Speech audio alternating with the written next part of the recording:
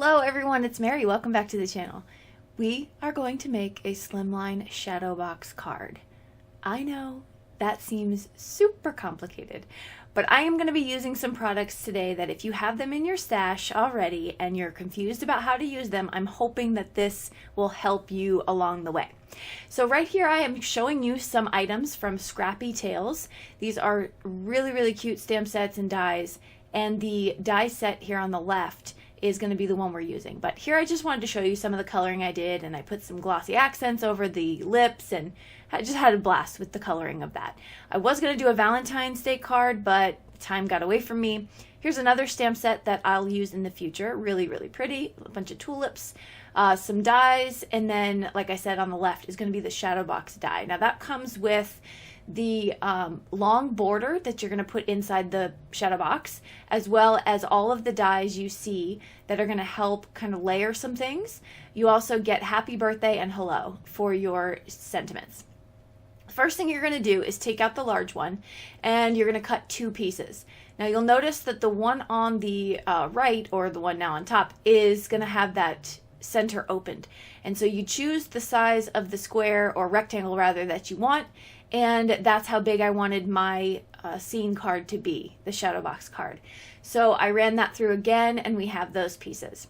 So then you're going to take this small rectangle if you want, and this is going to be decorative for the side, but we'll come back to that in just a minute. The first thing that we're going to do for design is going to be these this background here. Now I just took the inside of that shadow box rectangle that I cut the front with, and I'm just going to reuse it. I'm just going to repurpose it as the background.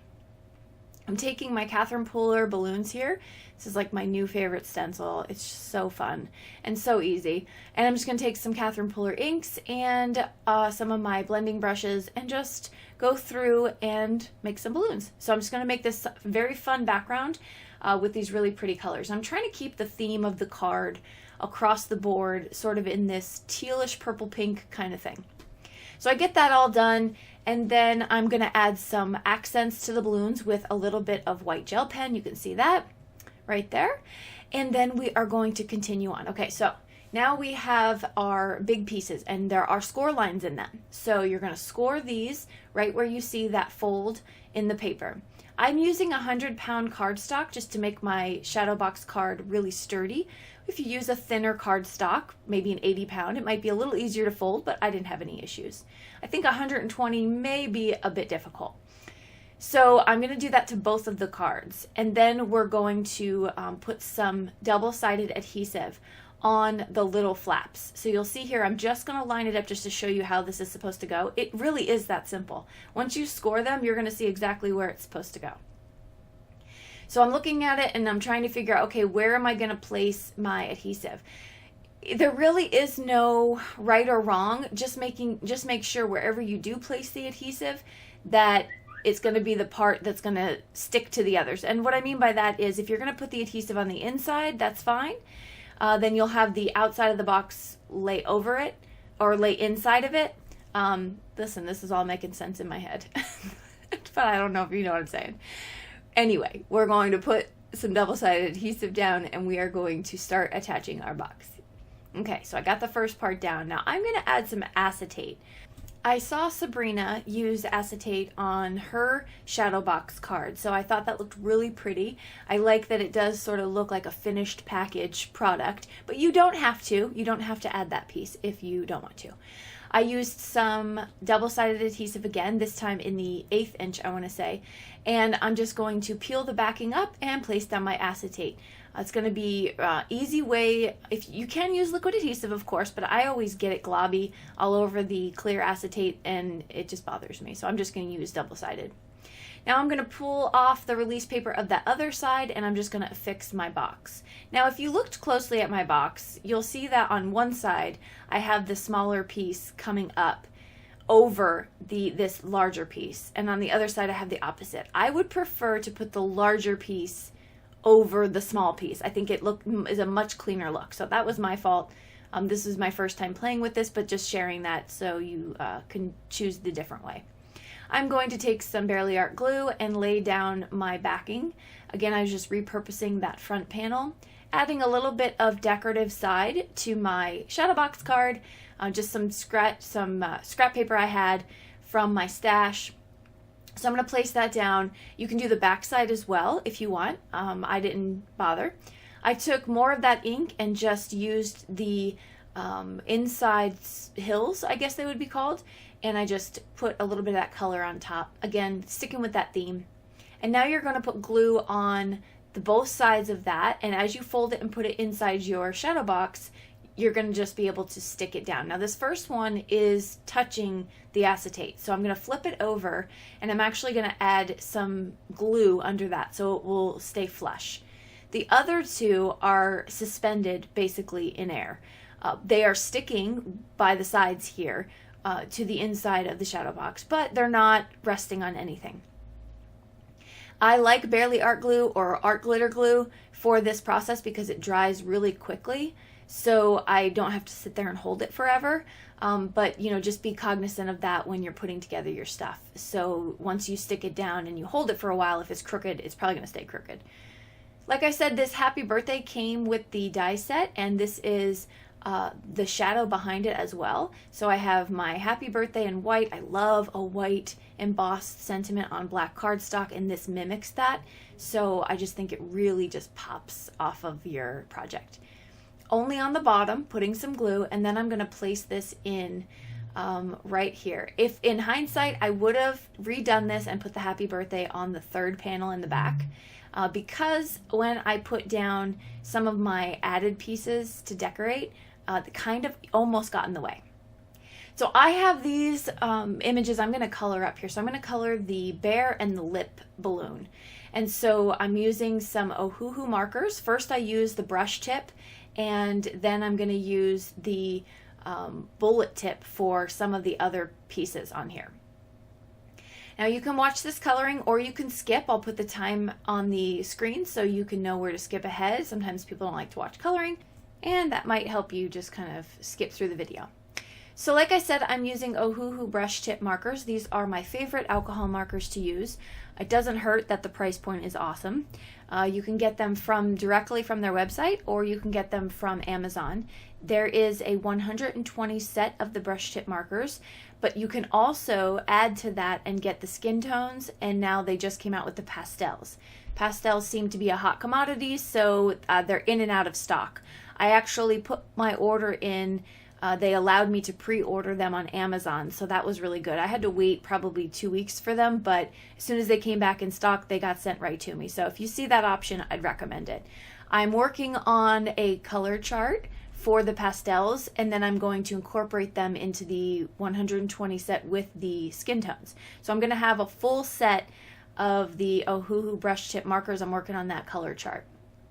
If you're wondering what that means, it means that I've been able to put the markers in a blendable order, so it'd be like the darkest of the reds to the lightest of the reds, and this way you can look at the color chart once you swatch your markers and you can pick out what you want to do for your project. Otherwise, they're really hard to work with because some of the numbers system doesn't make sense, and so you can't just look at the caps, you gotta swatch them out, and so this color chart kind of saves you some time. If you want to check those out, they're over on my Etsy shop. I have Arteza alcohol markers. I have the Ohuhu 200 set of the bullet nib, and then of course the brush markers 120, and then I just have a bunch of other ones, so you can check that out in the link below. Okay, so let's see what I could share about my coloring. So I really find it beneficial to put one coating of the lightest color that you're using down on the image, and I work in sections too. I didn't color the whole bear at first because I don't want it to dry.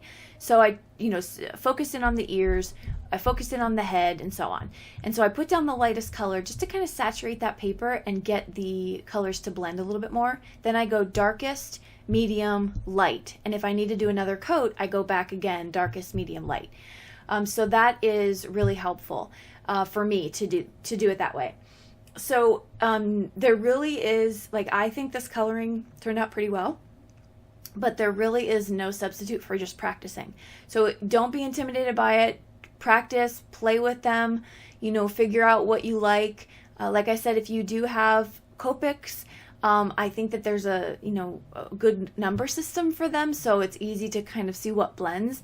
but if you have sort of a more affordable brand or a bargain brand, color charts really do help. So if you don't get it from me, I just recommend swatching it out and putting them in order that you like. Once you get a good blend that you like that goes together, write it down so that you have sort of that own list of best blends for yourself.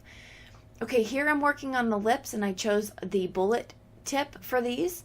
No real rhyme or reason. I think it was just I didn't have my other color swatch done, and so I had this one done and I knew what went well together, so I just grabbed them. But I'm going to take a quick intermission here and show you these rainbow hearts.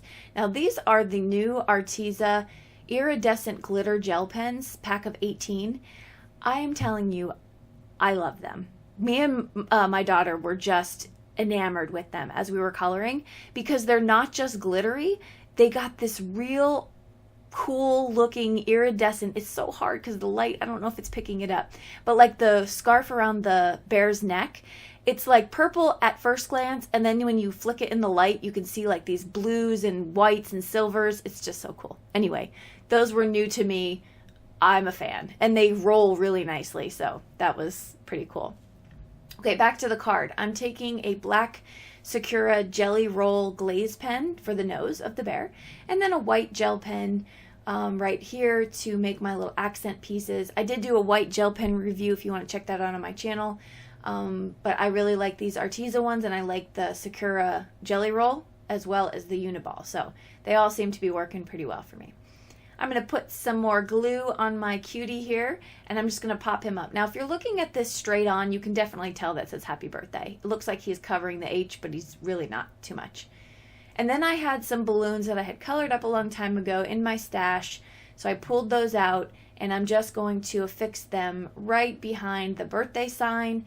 And so now you kind of have this picture come together with the background of all the big balloons, the color theme, the happy birthday, and then these pops of balloons right behind it. Now the third panel didn't have much, so I went to the back and I added more balloons to the back of the third panel. So now every section has something on it. And that is our Slimline Shadow Box card. Yes, it lays flat, and you can check out the measurements. I'll put those on the screen of what the measurements are when they're flat and what it is when they are upright. Thank you so much for stopping by and for hanging out with me. I hope this inspired you to give it a try if you have this in your stash. If you are interested in it, you can check out the links below. Don't forget to hit subscribe if you want to see more from me. And the Linktree link below will take you to other social media platforms so we can connect elsewhere. Have a wonderful day. Bye-bye.